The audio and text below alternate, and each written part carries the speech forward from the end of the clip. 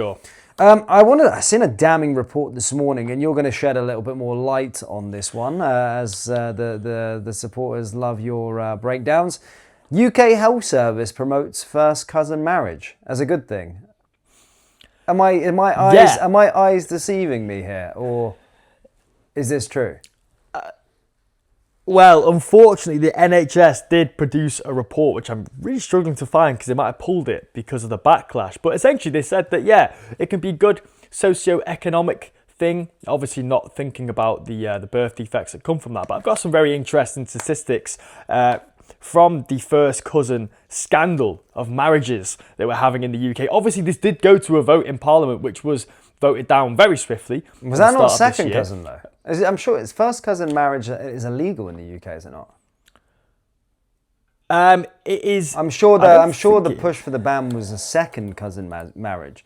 Let me have a look. Let me just check.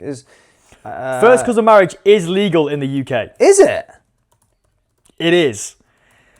Wow. Shit. I didn't even know. What? And oh my God. Oh shit. Sorry, I take it back then. Yeah. Apologies, Dom. Sorry. Fuck, I didn't think we were that backwards as a country. I thought the whole debate was about second cousin marriages. Jesus. First cousin marriage is illegal in the UK. That is mental. You learn something new every day. Yeah. That is bonkers. And damn, the statistics are incredibly bad in terms of certain communities that reside in the UK. So, as it stands right now, there was a random pool, I think it was over 100 people who were asked this question. 55% of British Pakistanis are married to their first cousin. That's over half. Now, the figure of 55% was reported in a 2021 study. It involved 100 randomly selected British Pakistani mothers from West Yorkshire who were found to be married to their first cousin. Now, excuse me, Pakistanis make up 3% of the population, yet are associated with upwards of 30% of the genetic birth defects in the UK, which is obviously paid for and funded by the NHS. And that is according to NHS academic data as well. This is just completely backwards. Why are we allowing such a barbaric practice to happen in the UK when we know the effects that has on the economy? It's costing us billions of pounds a year to, facilitate this backwards society thing from Islam. Just because Muhammad was married to his cousin in the year 700 or whenever doesn't it doesn't mean that you can marry your cousin. Yeah, well, I'm kind of blown aback by it. I didn't know it was. I feel like I've reported on that before. That's mental. Yeah, I mean, we do know about because it was passed through Parliament and they said they rejected to banning it, didn't they? That's absolutely disgusting, and that's obviously goes to show how deep Islam is into our parliamentary system and into our government. That people, I mean, as I said, when you're talking about who's voting, that was representatives of a constituent that voted and passed that, because 3% of people we're catering towards them, despite them being responsible for 30% of the birth defects within the UK.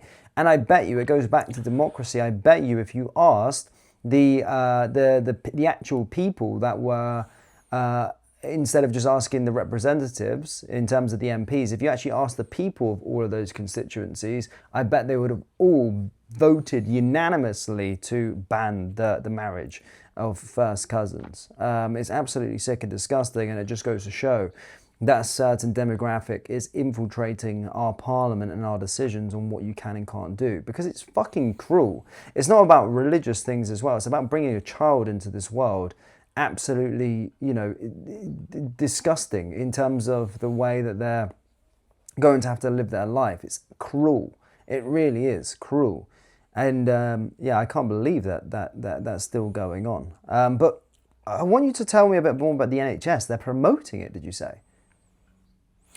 Yeah, so I was really struggling to find the document that they sort of they linked it. I know. I did see it. I did uh, see it this morning. Let me have a little look as well quickly. So it's on the Telegraph. The NHS say first cousin marriage is linked to stronger extended family support systems and economic advantages.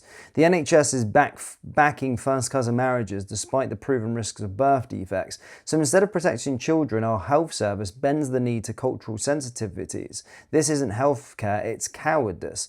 So yeah, you're right. I've seen the thing pop up, but of course it's Telegraph, it's behind a sort of paywall. But we've seen what happens and we've seen the birth defects. But yeah, as stated, the Telegraph's report, you are right, is saying that the NHS have been urged to, the first cousin marriage has benefits despite the birth defect risk. Yeah. Wow. So they are promoting something that they know has a 10x rate of birth defects. You know, because being 3% of the population get 30% and above of the birth defects, well, that's a 10x rate. Not only that, but they're probably, having a lot more kids than the native British population as well. So it's just a massive burden on the economy. It's a massive burden. The taxpayer will be funding this through and throughout. That they should not have any access to any of these public facilities when they know for a fact that, these things will be fronted by the public, and they know for a fact the dangers that pursue when they go down this line. This is pandering. Dom, this is our health service. There is no benefit whatsoever to marrying your cousin. The NHS is actually supposed to deal in founded science, not Islamic doctrine. Yeah. They're supposed to actually, they're trying to give us the best suitability for health. They should be siding with certain ideologies or certain things. They should be going with backed science, not trying to pander wokenism. It's bonkers. This is health we're talking about, and they're saying that it's okay. Fuck off, NHS. Bullshit. Absolutely. Everybody can tell that that's not the case. We've had Richard Holan, who's been quite outspoken. He's a Tory MP. So his quote is, "Our NHS should stop taking the knee to damaging and oppressive cultural practices. The Conservatives want to see an end to cousin marriage as a backdoor to immigration." Well, you had 14 years to do that, mate. You didn't get it done. But Labour are deaf to these sensible demands. Keir Starmer should stop running scared of the misogynistic community controllers and their quizzling, whose appears in the form of cultural relative obsession sociology professors. Ban the practice of overwhelming majority from every community in Britain who want to see this ended for good. He's spot on. Why on earth are we funding them for their weird cultural fetishes? If I may put it like that. It's barbaric, and you're right, it's Islamic doctrinism that has been pushed through the NHS, the fucking service that's meant to provide health and make the British population more healthy. Well, they're promoting practices that increase birth defects by 10 times the rate. No, this is crazy what's infiltrated it. Look, I've just shared my screen with you. I'll put the picture up for the viewers. But this is also another thing I've just seen here on the NHS website. Chest feeding, if you're trans or non-binary. Chest feeding is feeding your baby with milk from your chest. If you're able to be chest fed, it's your decision whether you do and can change your mind at any time. You'll be fully supported in any decisions you make. This is... Why is wokenism indoctrinating or coming into our health service? Chest feeding. They know that that's not biologically the thing. Breastfeeding, talking about non-binary, giving I'm not saying chest feeding, giving breastfeeding to a child.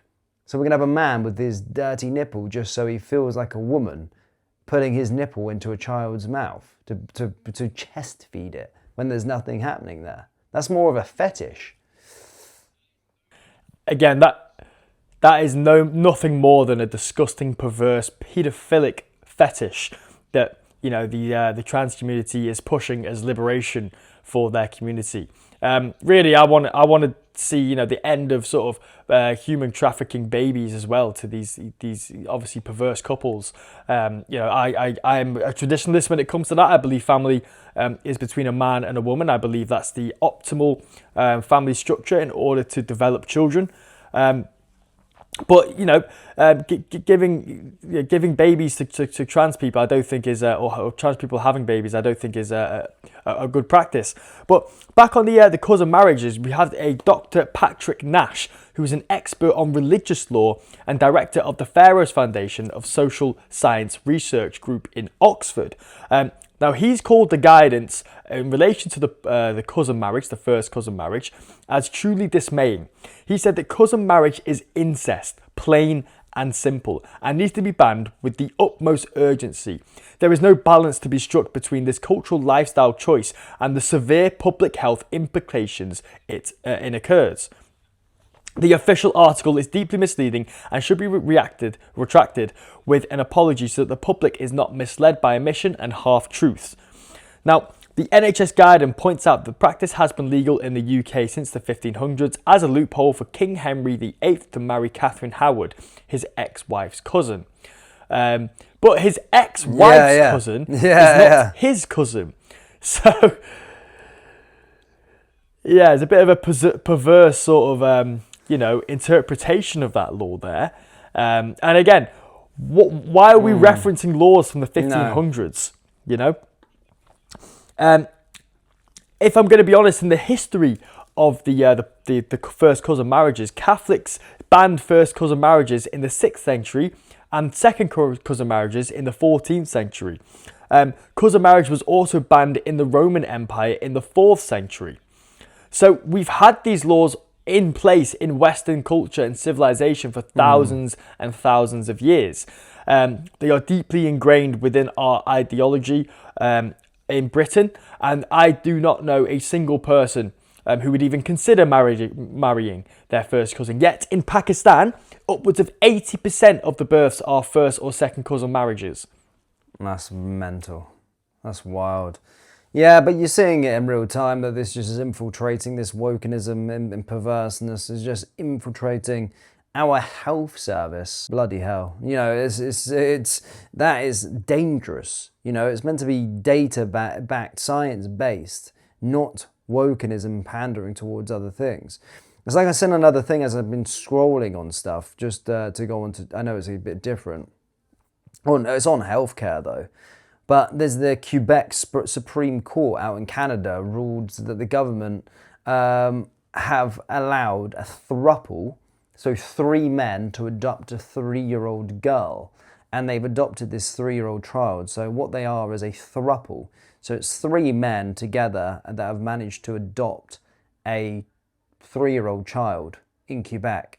Now the 3 men are campaigning to have equal father status of the little girl. Absolute peak degeneracy in the province. In such decision, there is zero consideration for what the girl needs to be and the best for her development. So 3 gay guys who have a fetish that have all come together to have this 3-way relationship have managed to bring a 3-year-old girl into their perverse setup. Yeah, and I think, as a little side note, if you actually look at the rate in which gay parents sexually assault their adopted children, it is remarkably high, much higher than obviously traditional man and wife relationships. So it goes back into the ethics. What is actually best for the child? Can anyone actually give me a logical argument that says having a throuple, having a 3-man relationship is beneficial for a child? No one can give me any argument for that, because it's wrong. It's culturally wrong, and it's wrong for the child as well. And after you. Well, you see the impact with traditional families when there's always a saying with women that they have daddy issues when their dad wasn't there, right? It impacts a child for them not to have a girl. It impacts them for not having a father in their life or a father role model. They kind of go off on a different way, otherwise the term daddy issue wouldn't be there. Daddy issues wouldn't be there. And the same could be said for a boy that grows up without his father or grows up without his mother, or the other way around. That has direct implications on the way that they're going to grow up and see the world by not having that traditional sort of parents together. Now, of course, there's uncontrollables in life. which could see an individual not growing up with a father, but to put it in, or father or a mother, but it can to put them in that harm's way. A girl that's obviously vulnerable, she's obviously been adopted for a reason because she's lost her parents, whatever, and to use her as a social experiment to give to a throuple is absolutely bonkers. It really, really is. Yeah, it's completely vile. It's perverse. It's just awful in every step of the way, you know. And this is not about gays or lesbians. Actually, here on this channel, I hammer into the LGBTQI plus ideology as something. But with gays and lesbians, I've been very much very supportive actually of gays and lesbians. I think it's fine. But when you're talking about bringing children into the world, it's a little bit different, in my opinion, personally. When you're playing around with sort of families and whatnot, especially with this sort of chest feeding and stuff with the sort of non-binary groups. But again, just to reiterate, I absolutely stand by gay and lesbian rights personally for myself. Just if there's anyone viewing, but I don't stand with the ideology that is the LGBTQ plus I. I think gay and lesbian is a different thing. The rest are mental illnesses. Sorry. Gay and lesbian are firmly, I can understand it. It's one of those things that happens across the animal kingdom, and I was actually speaking about this the other day, that the way to see if something's normal and not a mental illness is if you look at the animal kingdom, do they do something? Well, you get gay lions, you get gay dogs, you do get gay animals and stuff like that. So it can happen to a human. However, you don't get a lion trying to cut his dick off. You don't get a bear going, I'm now a female bear and I want to have a child and start fucking cutting its fucking, but adding a stick to its genital parts and pretending to be a male. So that's when I look at things of how things are normal by comparing it to the animal kingdom. And actually, I've seen gay dogs before, to be fair. Well, there you are. We can call your dog Starmer then, can't we? Yeah. Well, not mine. I haven't got a dog, but I've seen them. But yeah, it was a funny one. Have you got any more in the UK health service whilst we're at it? No. That's all I wanted to talk about.